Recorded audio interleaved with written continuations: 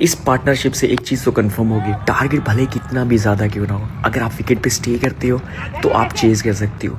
260 run का target था, ये टीम कोलैप्स कर चुकी थी, 5 से 6 इनके आउट हो गए थे फर्स्ट 7 ओवर में।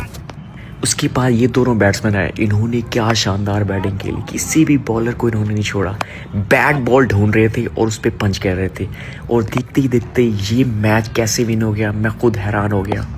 वीडियो से रिलेटेड कोई भी सवाल होता है तो कमेंट में ज़रूर किया करें, मैं आपके सारे कमेंट रीड करता हूँ। वीडियो अच्छी लगी तो दोस्तों के साथ शेयर ज़रूर कीजिएगा और फॉलो करें चैनल को।